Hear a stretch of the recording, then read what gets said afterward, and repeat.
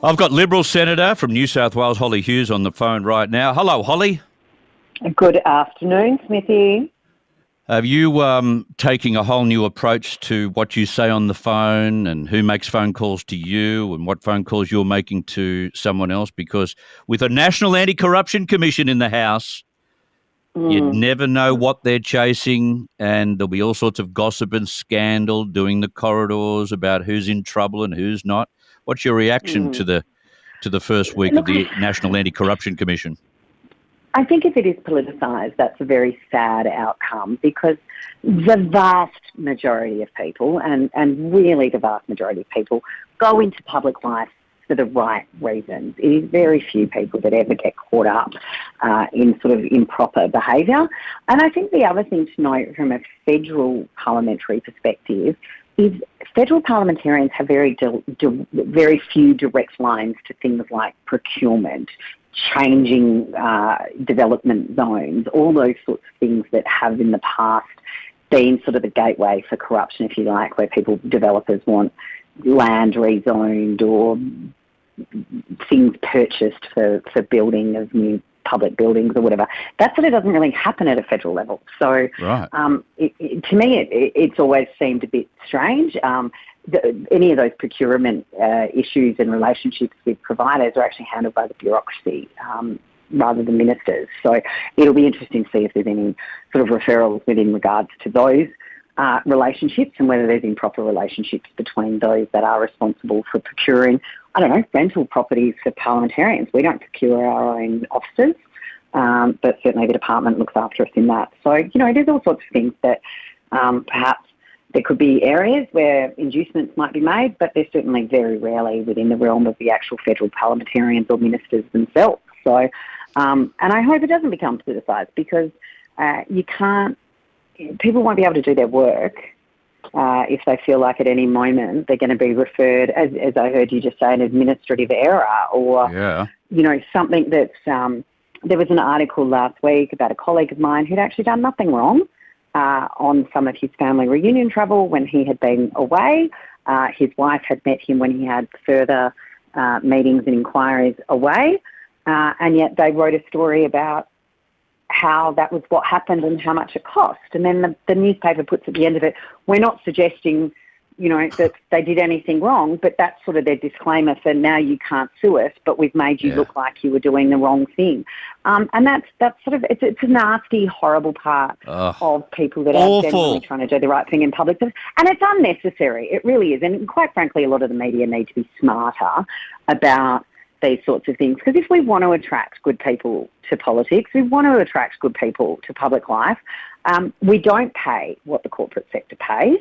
And if you want people to take a pay cut and come and work in public life and public service, then the fact that they're going to be scrutinised after doing everything within the right entitlements framework and still sort of surreptitiously accused of doing the wrong thing, you're never going to attract anyone. No, they'll run.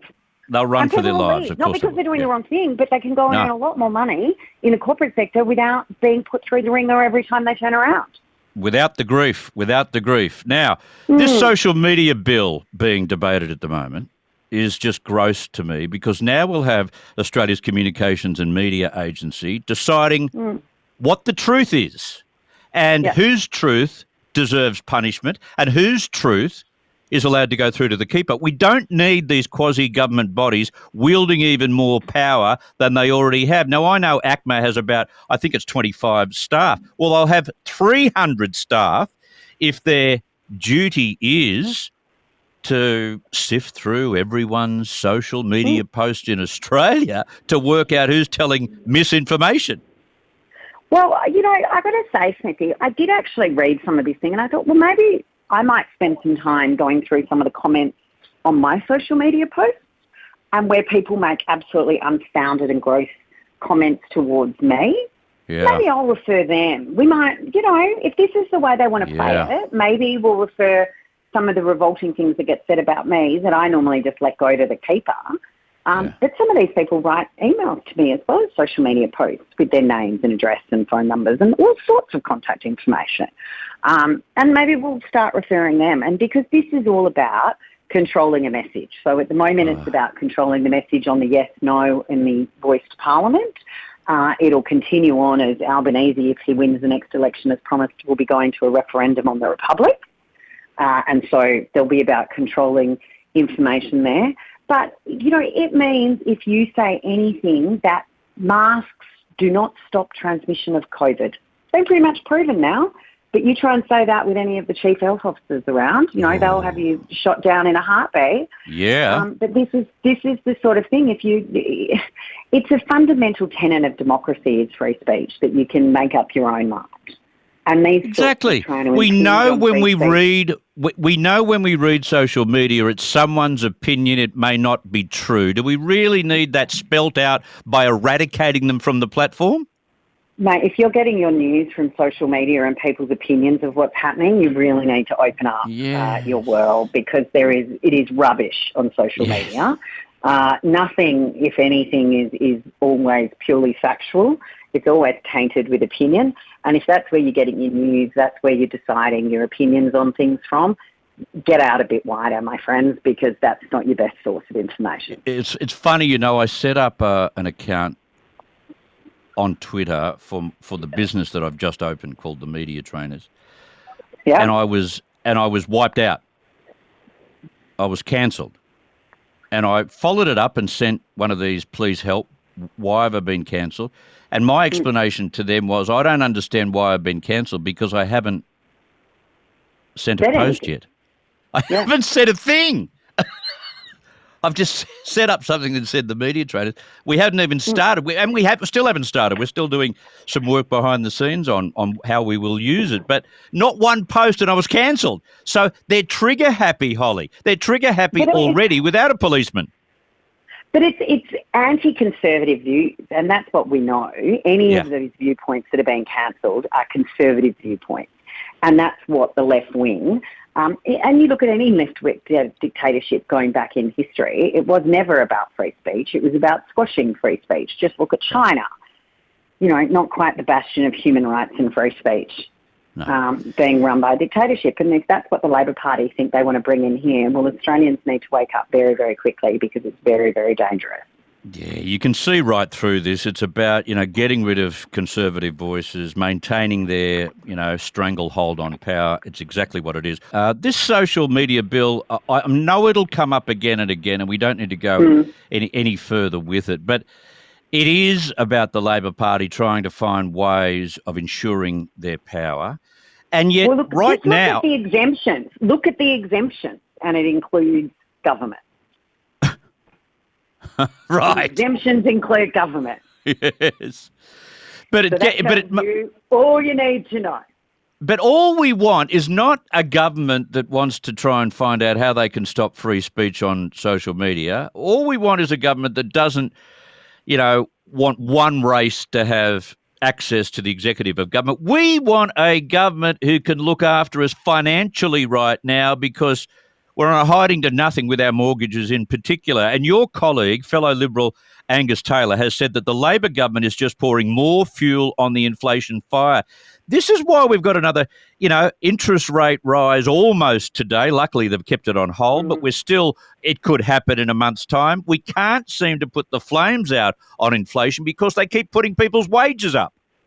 Well, and they put $185 billion of new spending into the economy. That all started 3 days ago or 4 days ago on 1 July.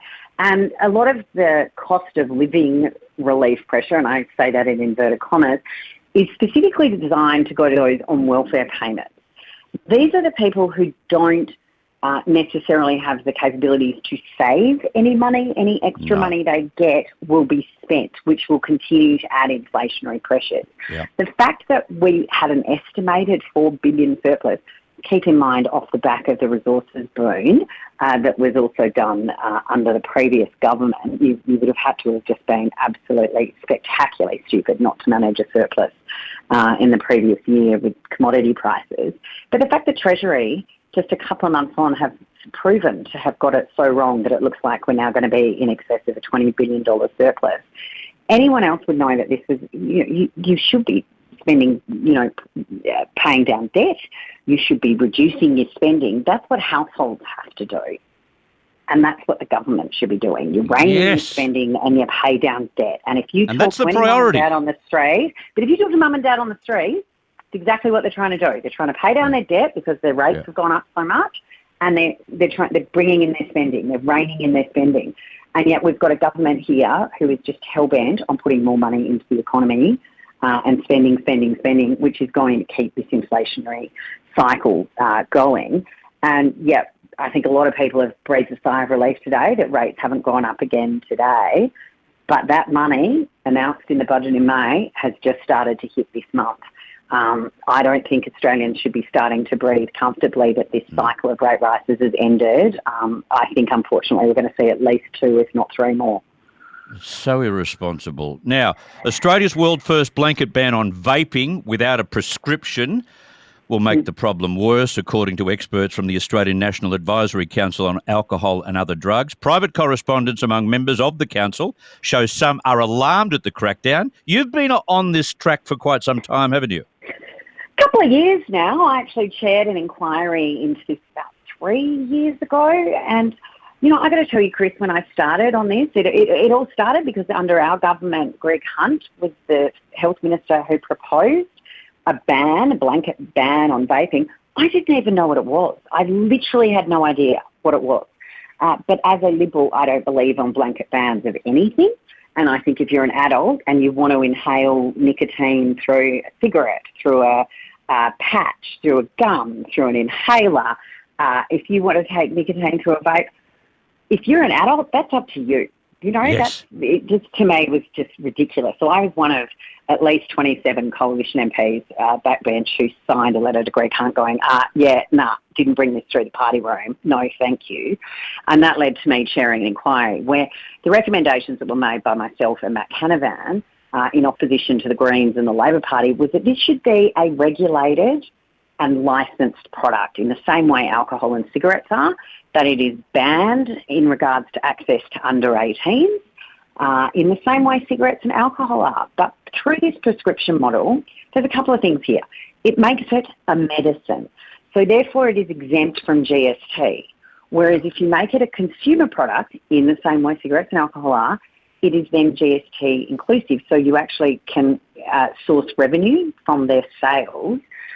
All it has done is increase the black market, but it has actually moved a lot of organised crime to vaping because, as we jokingly refer to them as the Wuhan sticks, they're coming out of China. You wouldn't know what's in them.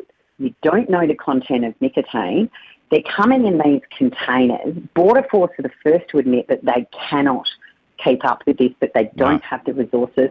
And quite frankly, do you want Border Force concerned with illicit drugs and guns or blueberry-flavoured vapes? Like, seriously, where do we want our Border Force? But I think what's gone on here, and Greg Hunt was not a fan of vaping, and neither is the new regime. Obviously, someone at the highest level in medical health bureaucracy is the one standing in the way here, and both governments have taken the lead from them.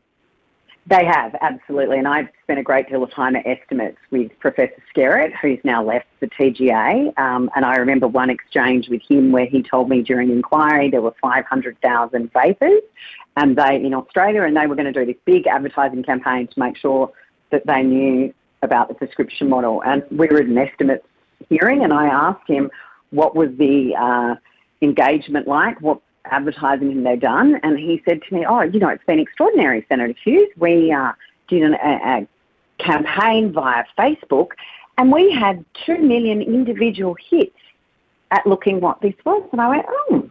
And you could see the look on his face. He went, oh, I've said too much. Because he'd been insistent it was 500,000. Well, when you're talking 2 million independent hits, perhaps there's more than 500,000 people who vape in Australia who have used it as a smoking cessation tool. And, the fact that they're driving an ideological agenda here against vape, yet there are products in the supermarket as inhalers which have nicotine pods, have all of this access within the supermarket to anyone. In fact, the one Nicorette product has in it a form, like its instructions for use, not suitable for children under 12. I'm sorry, are they suggesting a nicotine inhaler is appropriate for a child 12 and over? Because that's what it says in their own documentation. They've got this so wrong, haven't they? It is so wrong, and the thing is, the black market is just continuing to grow, and it's not going to stop. And there's no, Mark Butler came out, the health minister, with a big announcement: we're going to crack down on vaping. But guess what? No extra money for Border Force to do this. So it's all talk, no action, and it's just going to make the problem worse for absolutely no gain. It's silly. Vietnam has banned the movie Barbie over a reference to 9-line, which is a symbolic representation of China's territorial claims in the disputed South China Sea. Gee, they're a sensitive lot. They're missing out on Margot Robbie, Hollie. Well, they're missing out on Barbie, and I think when Barbie is dictating foreign policy, it's a very, very interesting state of the world. but again, from the people that produce Barbie, I mean, I haven't seen it. I don't know what context the line is there. But wouldn't they at least have some advisors with some sensitivity who might say, hey, it's not like the South China Sea is a new foreign policy issue that no one's ever heard of before. We know it's a highly disputed area. Why those that made the Barbie movie thought it was a good idea to appease China? I don't know. I don't know if that's what they were trying to do. Maybe they figured the market was bigger in China than it was anywhere else and they didn't want to get banned there. I don't know, but it's a very, very strange situation where we've got Barbie leading the world on foreign policy over the South. Very, very strange situation where we've got Barbie leading the world on foreign policy over the South China Sea. Yes, exactly. You should have a girl. I am look forward to seeing it. I think my daughter, who's 16, her and I will probably do a little bit of a Barbie movie day one day. You must. She's actually sitting here in the room with me in Adelaide, and she's giving me a good giggle at the moment. That's good. Go and see Barbie. I'll let you go. Thank you so much for your time. Much appreciated. Talk to you soon.